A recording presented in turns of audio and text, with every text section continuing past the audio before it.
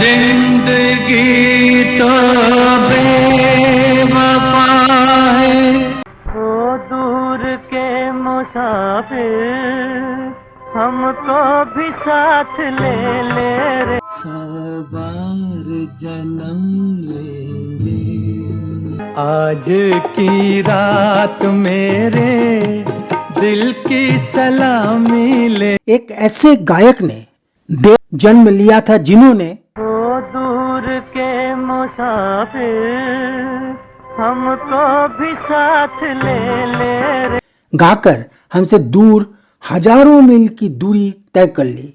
वो एक ऐसे वर्सटाइल और मदहोश कर देने वाले गायक थे जिन्होंने बार जन्म लेंगे, गाकर हम सब से वादा तो किया कि वो 100 बार जन्म लेंगे, लेकिन अपना वादा उन्होंने पूरा नहीं किया और शायद इसीलिए उनका विकल्प आज 40 साल बाद भी नजर नहीं आ रहा है। ऐसे में हम उन्हें गाकर याद दिला सकते हैं कि क्या हुआ तेरा वादा। उन्होंने दरअसल उस दिन शायद अंतिम बार गाया था कि आज की रात मेरे दिल की सलामी ले ले, कल तेरे वज्म से दीवाना चला जाएगा। सचमुच सलामी देकर वह दीवाना, वह मदहोश कर देने वाला गायक हमसे दूर चला गया और आज तक लौटकर नहीं आया। उन्होंने ही इस दुनिया से बेजार होकर कभी गाया था कि ये दुनिया अगर मिल भी जाए तो क्या है। दरअसल रफी साहब को यह दुनिया नहीं चाहिए था जहां जात पात, छुआछूत, अहंकार, भूख, गरीबी, दोगलापन है। ये महलों, ये तख्तों, ये ताजों की दुनिया बिल्कुल नहीं चाहिए था। और उन्होंने इस गीत को इसीलिए गाया और हम सबको छोड़कर सदा के लिए चले गए। जिंदगी तो बेवफा है। जी हाँ, सही गाया है उन्होंने कि जिंदगी तो बेवफा है, एक ना एक दिन टुकराएगी, एक ना एक दिन टुकरा ही देती है। जिंदगी किस तरह से टुकराती है यह उनके बेटे शाहिद रफी ने हमें विस्तार से बताया है। उन्होंने यह भी बताया कि जिंदगी ने जिस दिन उनके पापा को ठुकराया था उससे एक दिन पहले और क्या क्या हुआ था। आप हमारे साथ अंत तक बने रहेंगे तो आप जान पाएंगे कि उस दिन क्या क्या हुआ था। प्रणाम, मैं निर्मलेंदु सुहाना सफर से।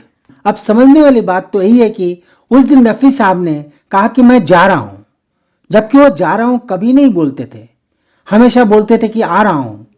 रफी साहब के बेटे शाहिद ने बताया कि उससे एक दिन पहले क्या हुआ था। It was not on the last day. It was a day before he expired. ऐसी मान्यता है कि अगर मृत्यु के समय किसी व्यक्ति का मन शांत और इच्छाओं से पूरी तरह से मुक्त हो तो कष्ट पाए बिना ही वह व्यक्ति प्राण व शरीर त्याग देता है और ऐसे व्यक्ति की आत्मा को परलोक में सुख की अनुभूति होती है। मुझे लगता है कि उस जैसे रफी साहब जैसे व्यक्ति में और कोई इच्छा बाकी नहीं रही होगी, क्योंकि जो दूसरों के लिए जीते हैं, जो दूसरों की मदद करने के लिए हमेशा तैयार रहते हैं, जो दूसरों का गम उठाने के लिए ही जीते हैं। गम उठाने के लिए मैं तो जिए जाऊंगा। ऐसे व्यक्ति की मौत इसी तरह शांति से ही होती है। किसी को बिना कष्ट दिए ऐसा व्यक्ति हमारा साथ छोड़ देता है। प्यार की राह दिखा दुनिया को, गाते हुए हमारा साथ छोड़ देता है और साथ ही आश्वासन भी देता है कि रोके जो नफरत की आंधी। जी हाँ, रफी साहब एक प्यारा और हंसमुख इंसान थे। वो चाहते थे कि हम सब एक साथ मिलजुल कर रहें और ऐसे गीतों में वो अपनी सारी भक्ति, अपनी सारी प्रेरणा उड़ेल देते थे। हम सब जानते हैं कि जब तक सांसें चलती हैं तब तक जीवन है और जैसे ही सांसें रुक जाती हैं व्यक्ति मृत घोषित कर दिया जाता है। इस तरह जीवन का आधार सांसें ही होती हैं। इसलिए जब मनुष्य पैदा होता है तब से मृत्यु तक उसकी सांसें लगातार चलती रहती हैं। सांसें बंद होते ही हम इस लोक से परलोक में अपने अपने कर्मों के हिसाब से पहुंच जाते हैं। और ये भी एक कटु सच है कि कोई ना तो सांसों को बढ़ा सकता है और ना ही कम कर सकता है। आप सब जानते हैं कि डॉक्टरों के लाख कोशिश करने पर हाँ कुछ देर के लिए सांसें रुक जरूर जाती हैं, जैसा कि रफ़ी साहब की सांसें कुछ देर के लिए रुक गई थी। लेकिन यकीन मानिए सांसों पर जीव का, हमारा और आपका वश कभी नहीं होता, कोई अधिकार ही नहीं होता। हम चाहकर भी कुछ भी नहीं कर सकते क्योंकि विधि का विधान यही है। यह शायद रफ़ी की बातों का प्रमाण है। हमने देखा कि रफ़ी साहब नॉर्मल हो गए थे, बिल्कुल नॉर्मल हो गए थे।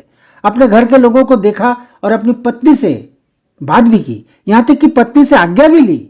और उसके बाद 5 मिनट के भीतर, जी हाँ केवल 5 मिनट के भीतर, जैसा कि रफ़ी साहब के बेटे ने कहा है, वे आराम करने चले गए कहीं और, किसी और दूसरे जहां में।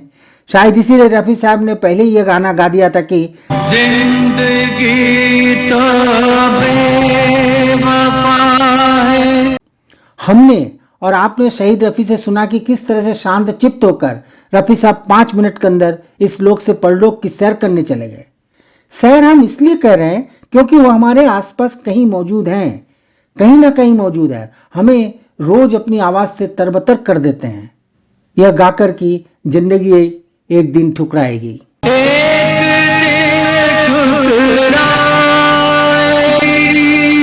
उन्होंने इंतकाल से पहले ही ये मान लिया था कि मौत महबूबा है और इसलिए एक न एक दिन मौत होकर रहेगी। और शायद यही वजह रही होगी कि उन्होंने मौत से पहले अपनी पत्नी से आज्ञा ली। जब पत्नी ने कहा कि सो जाओ, वह सो गए। मौत महबूबा है। चिर निद्रा में सो गए, मौत को महबूबा मानकर सो गए, अपनी पत्नी की आज्ञा मानकर सो गए, हमें छोड़कर चले गए क्योंकि सांसों ने जवाब दे दिया था और मौत रूपी महबूबा ने उन्हें जकड़ लिया था। उनके साथ महबूबा से दोस्ती हो गई थी। साथ लेकर जाएगी। जी हाँ, रफ़ी साहब ने मौत से दोस्ती कर ली और उनके साथ हमें छोड़कर चले गए। तो आज बस इतना ही। यदि हमारा यह प्रयास अच्छा लगा हो तो कृपया हमें शेयर और सब्सक्राइब जरूर करें। हो सके तो कमेंट भी कर दें प्लीज़। धन्यवाद, प्रणाम।